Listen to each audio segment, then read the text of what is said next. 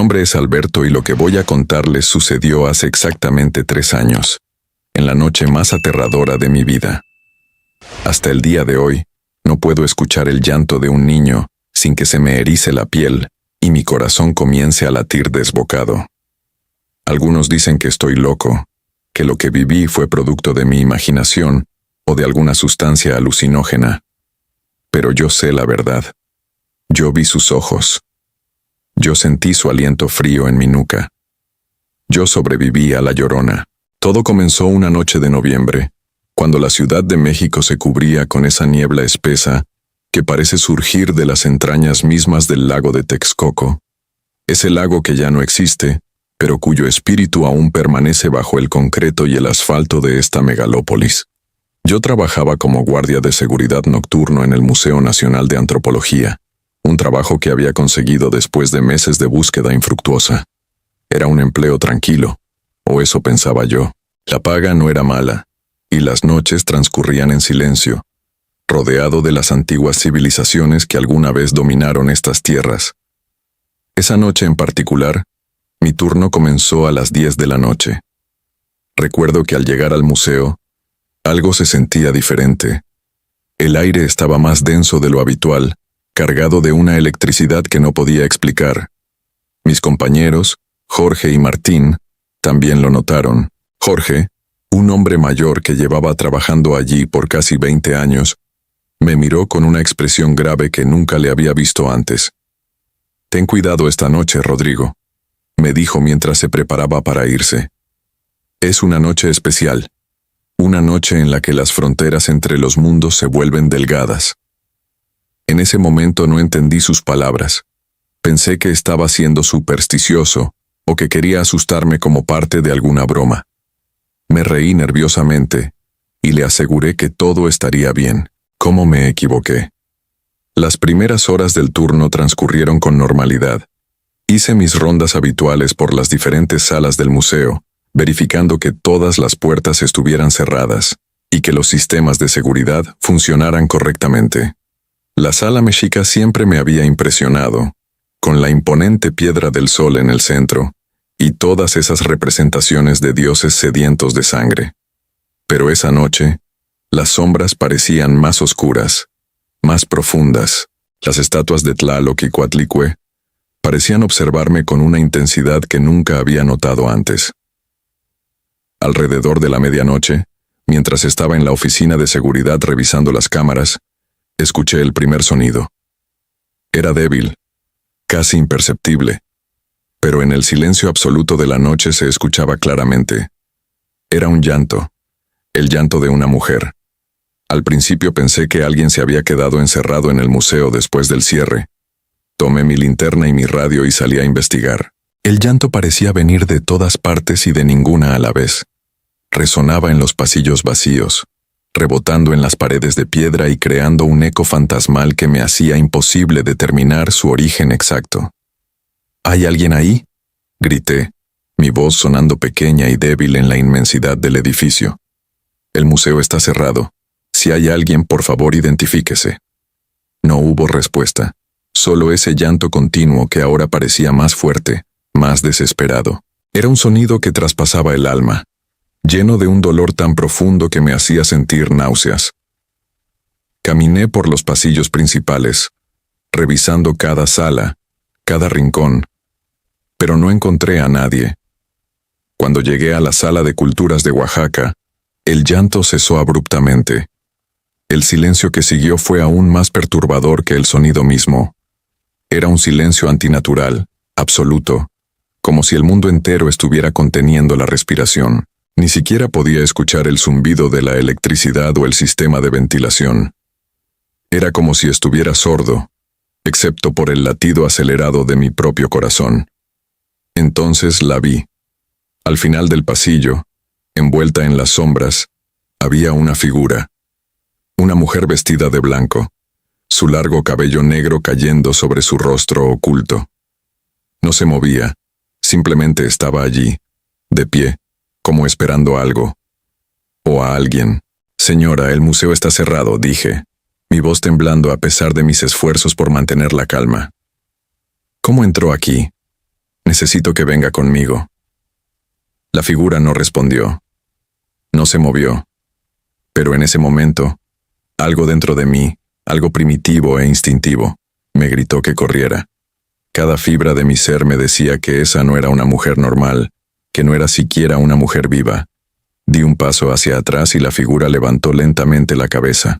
No pude ver su rostro claramente en la oscuridad, pero sentí sus ojos sobre mí. Unos ojos que ardían con una luz verdosa, antinatural, llenos de un dolor y una rabia que trascendían siglos. Y entonces comenzó a caminar hacia mí. No era un caminar normal. Sus pies no tocaban el suelo. Flotaba, deslizándose por el pasillo con una gracia sobrenatural que hacía que mi estómago se retorciera. Y mientras se acercaba, el llanto comenzó de nuevo, pero esta vez no venía de ella. Venía de todas partes. Las paredes mismas parecían llorar. Un coro de voces atormentadas que repetían las mismas palabras una y otra vez. ¡Ay, mis hijos! ¿Dónde están mis hijos? Corrí. No me avergüenza admitirlo. Corrí como nunca en mi vida lo había hecho, mis piernas moviéndose por pura adrenalina mientras el llanto me perseguía, haciéndose más fuerte, más cercano. Podía sentir una presencia detrás de mí, el aire frío que emanaba de ella rozando mi nuca, haciendo que cada pelo de mi cuerpo se erizara. Llegué a la oficina de seguridad y cerré la puerta de un golpe, echando el cerrojo con manos temblorosas. Mi respiración venía en jadeos irregulares mientras buscaba mi teléfono para llamar a la policía. Pero cuando lo encontré, la pantalla estaba completamente negra. Muerta. Y no solo mi teléfono. Todas las cámaras de seguridad estaban apagadas. Las luces de emergencia parpadeaban erráticamente. Los monitores mostraban solo estática. El llanto se detuvo. El silencio regresó. Pero esta vez era diferente. Era expectante, como la calma antes de la tormenta. Entonces escuché su voz, clara como el cristal, susurrando directamente en mi oído a pesar de estar solo en la habitación. ¿Has visto a mis hijos? Me giré bruscamente, pero no había nadie. La oficina estaba vacía. Sin embargo, la temperatura había bajado drásticamente. Podía ver mi propio aliento condensándose en el aire helado. Las paredes comenzaron a sudar, gotas de agua deslizándose por la pintura como lágrimas. ¿Dónde están mis hijos?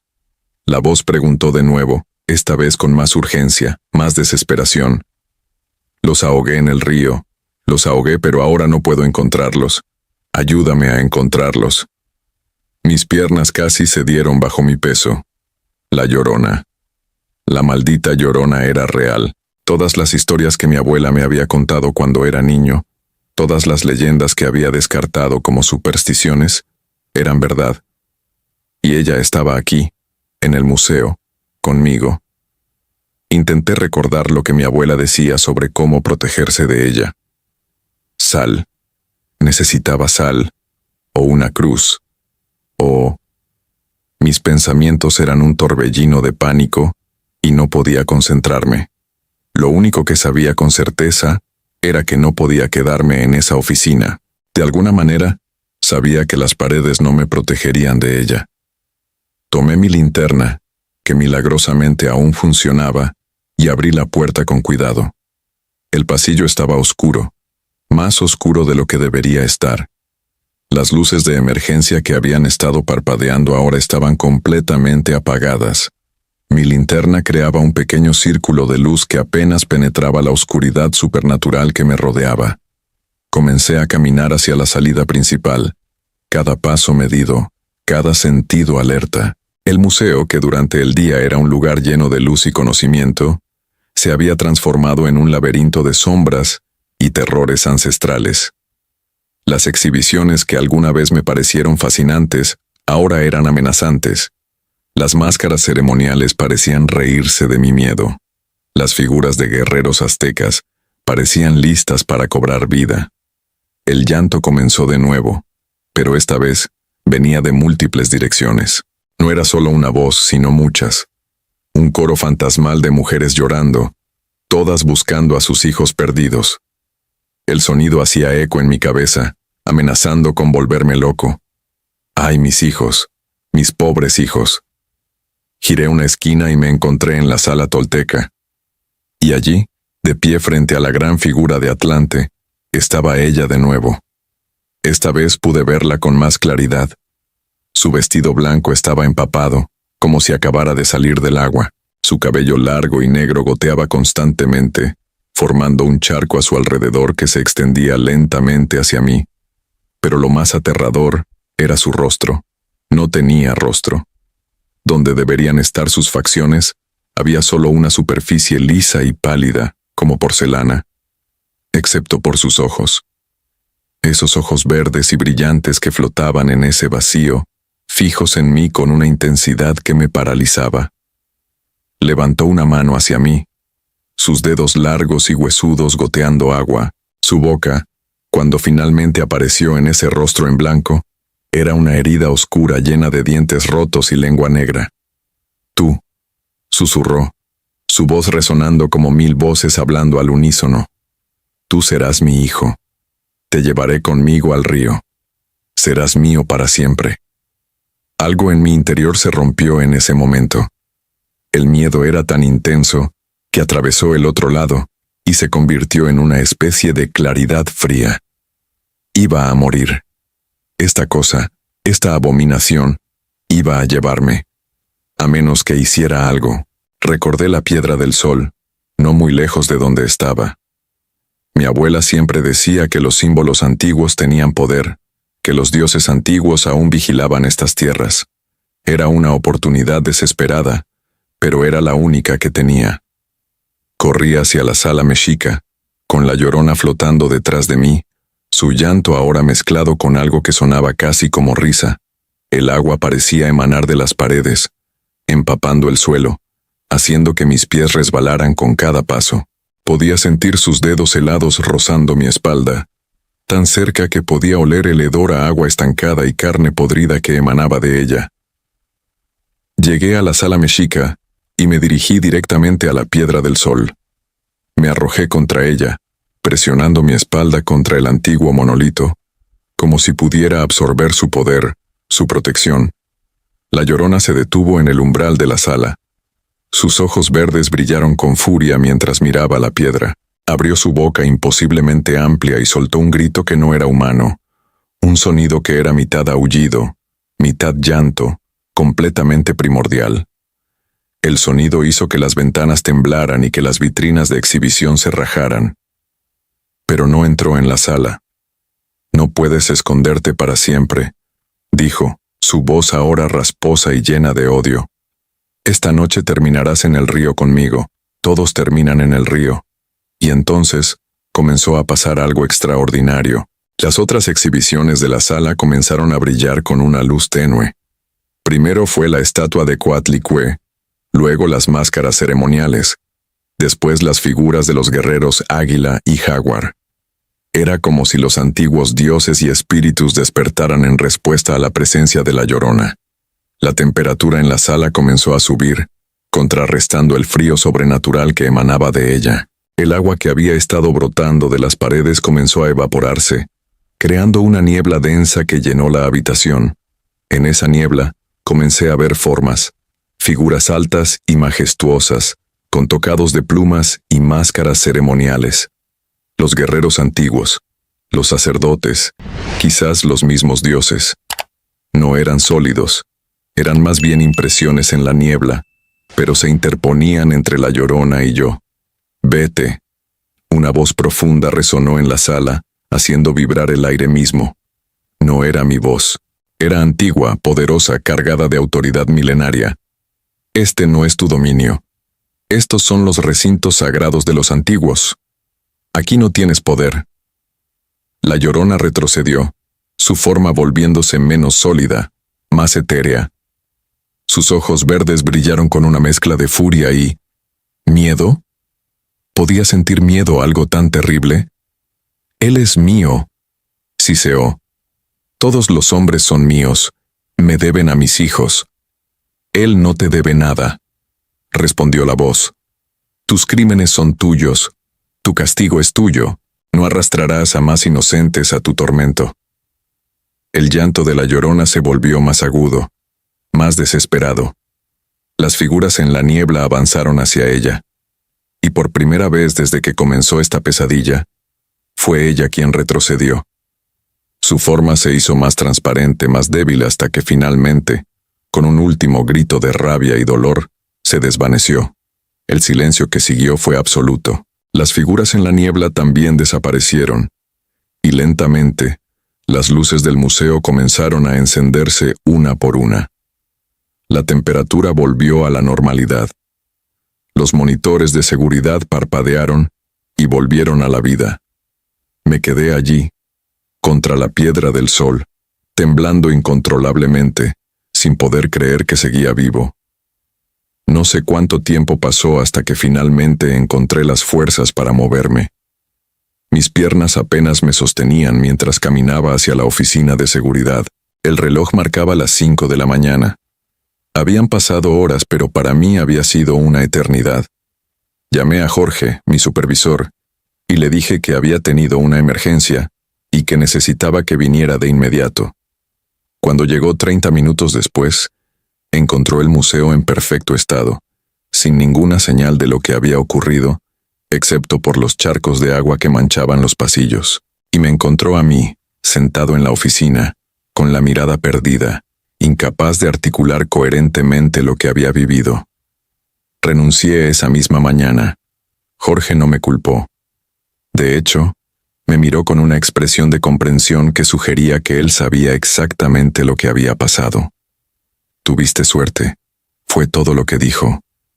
No todos sobreviven a sus visitas. Durante semanas después de esa noche, no pude dormir. Cada vez que cerraba los ojos, veía esos ojos verdes brillantes flotando en la oscuridad. Escuchaba ese llanto desesperado en cada sirena, en cada bebé que lloraba en la calle. Mi apartamento tenía que estar iluminado las 24 horas del día, y aún así, a veces sentía esa presencia fría observándome desde las sombras. Busqué ayuda.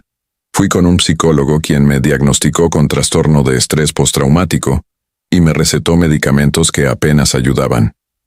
Fui con un sacerdote, quien me bendijo y me dio agua bendita para rociar en mi apartamento.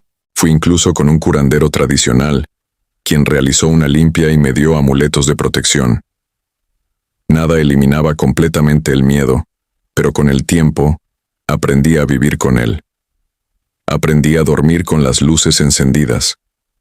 Aprendí a evitar cualquier lugar cerca del agua después del anochecer. Aprendí a no caminar solo por la noche, especialmente cuando la niebla cubre la ciudad.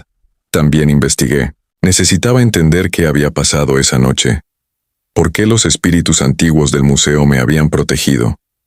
Leí todo lo que pude encontrar sobre La Llorona, sobre las leyendas prehispánicas, sobre los lugares de poder en la Ciudad de México. Descubrí que la historia de La Llorona es mucho más antigua de lo que la mayoría piensa. Algunos historiadores creen que es una amalgama de varias figuras. La diosa Cihuacóatl, que lloraba por sus hijos en las noches antes de la conquista, presagiando la caída del imperio azteca. Y la historia colonial de una mujer indígena que ahogó a sus hijos mestizos en un arrebato de locura y desesperación. Pero lo que realmente me impactó fue descubrir que el Museo Nacional de Antropología está construido sobre lo que alguna vez fue parte de Chapultepec, un lugar sagrado para los mexicas. Las energías antiguas aún residen allí, protegiendo los tesoros y conocimientos de sus ancestros. Esa noche, cuando La Llorona me perseguía, esas energías despertaron para defender su territorio sagrado. También descubrí que no había sido el primero en tener un encuentro con ella en ese lugar. A lo largo de los años, varios guardias de seguridad habían reportado experiencias similares, aunque la mayoría fueron descartadas como imaginación o nervios nocturnos. Pero algunos como yo, sabían la verdad. Conocí a otros sobrevivientes en mis investigaciones. Un hombre que la había encontrado cerca de los canales de Xochimilco. Una mujer que la había visto flotando sobre el lago de Chapultepec en una noche de luna llena. Un niño que había escapado de sus garras heladas cuando jugaba tarde cerca de una fuente. Todos compartíamos la misma mirada, la misma sombra en nuestros ojos, la marca de haber rozado lo sobrenatural y sobrevivido para contarlo. Ellos me ayudaron a sanar. Me enseñaron que no estaba loco, que lo que había experimentado era real, y que había otros que entendían. Formamos un grupo informal. Nos reuníamos una vez al mes para compartir nuestras experiencias y apoyarnos mutuamente. Algunos llamarían a esto un grupo de apoyo para traumas, pero para nosotros era más que eso. Era una hermandad de sobrevivientes. Con el tiempo, el terror agudo se convirtió en una cautela constante. Aprendí las señales de advertencia, la niebla que aparece de la nada, el llanto de mujer que parece venir de todas partes, el frío sobrenatural que hace que tu aliento se congele incluso en verano. Y aprendí cómo protegerme. Llevar siempre sal de mar, evitar caminar solo cerca del agua después del anochecer, respetar los lugares antiguos y sagrados. También aprendí algo más importante. La Llorona no es simplemente un monstruo que busca víctimas al azar. Es una madre condenada, atrapada eternamente en el momento más horrible de su existencia, buscando desesperadamente a los hijos que ella misma mató. Hay una tragedia en eso, un dolor tan profundo que trasciende la muerte misma. Eso no la hace menos peligrosa. No justifica sus acciones ni los terrores que inflige, pero me ayudó a verla no solo como un demonio, sino como un recordatorio de las consecuencias de la desesperación, de la locura, del dolor llevado hasta su límite más extremo. 3 años han pasado desde esa noche en el museo. He tratado de reconstruir mi vida, de seguir adelante. Conseguí un nuevo trabajo, en una oficina durante el día, donde la luz del sol mantiene a raya las sombras. Conocí a alguien, una mujer maravillosa que, aunque no entiende completamente por lo que pasé, acepta mis peculiaridades, mis miedos, mi necesidad de dormir con las luces encendidas. Pero sé que la Llorona todavía está ahí, vagando por las calles de esta antigua ciudad construida sobre un lago fantasma.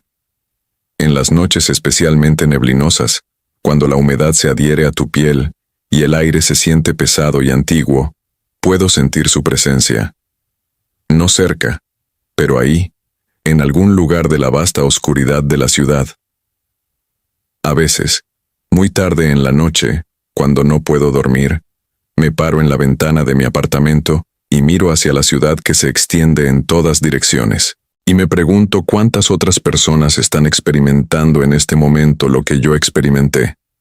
¿Cuántos están corriendo aterrorizados por su vida, perseguidos por algo que no deberían existir pero existe? ¿Cuántos no sobrevivirán para contar su historia? La gente se ríe de las leyendas, las considera cuentos de viejas para asustar a los niños. Pero yo sé la verdad.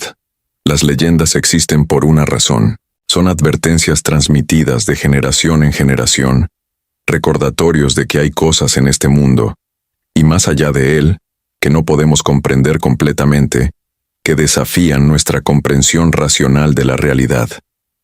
La Ciudad de México es una ciudad de capas, construida literalmente sobre las ruinas de civilizaciones antiguas.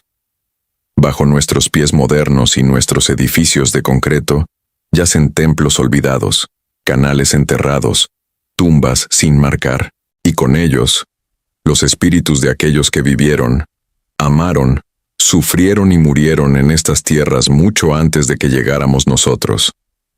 Esos espíritus no se han ido. Algunos, como los guardianes antiguos que me protegieron en el museo, son benevolentes, todavía cumpliendo su deber de proteger lo sagrado. Otros, como la Llorona, están atrapados en su tormento, condenados a repetir eternamente su tragedia, arrastrando a los vivos a su sufrimiento. Si alguna vez te encuentras caminando solo por la Ciudad de México en una noche neblinosa y escuchas el llanto de una mujer, el lamento desconsolado de «ay, mis hijos», te daré el mismo consejo que me dieron a mí. Corre, no mires atrás, no trates de ayudar, no te convenzas de que es tu imaginación. Simplemente corre y busca refugio en un lugar iluminado, con otras personas, preferiblemente un lugar sagrado o consagrado. Y si te encuentras cara a cara con ella, si ves esos ojos verdes brillantes en un rostro que no debería existir, si sientes sus dedos helados rozando tu piel, reza. Reza a cualquier dios que te escuche, ya sean los antiguos dioses de esta tierra o los nuevos. porque en ese momento estarás en el borde entre la vida y la muerte, entre este mundo y el siguiente. Yo sobreviví. Por suerte, por la protección de los espíritus antiguos, por puro instinto de supervivencia, no lo sé, pero sobreviví. Y ahora cargo con esta historia, con este conocimiento, con esta cicatriz invisible en mi alma. Comparto esta historia no para presumir, no para asustar sin propósito, sino como advertencia. La Llorona es real. Los espíritus antiguos son reales. El mundo es mucho más extraño, más mágico, más aterrador de lo que la mayoría está dispuesta a admitir. Respeten los lugares antiguos, respeten las leyendas, y si alguna vez la ven, si alguna vez escuchan su llanto en la noche, recuerden mi historia y sepan que no están solos en su terror. Otros hemos estado allí, hemos sentido ese miedo primordial, hemos mirado a los ojos de algo que desafía toda lógica, y algunos de nosotros hemos vivido para contarlo, pero cada noche, cuando cierro los ojos, aún la veo, aún escucho su llanto, y me pregunto, ¿realmente escapé de ella esa noche? ¿O simplemente me permitió vivir, marcado para siempre, un recordatorio ambulante de su existencia para advertir a otros? No tengo la respuesta. Solo sé que estoy vivo, que cada día es un regalo, y que nunca, nunca volveré a caminar solo cerca del agua después del anochecer. Esta es mi historia. La historia de cómo sobreviví a la Llorona en la Ciudad de México. Si decides no creerme, está bien, pero cuando escuches ese llanto en la noche, cuando sientas ese frío inexplicable que te hace temblar hasta los huesos, recuerda mis palabras y corre. Fin. Esta es una historia ficticia para entretenimiento público únicamente.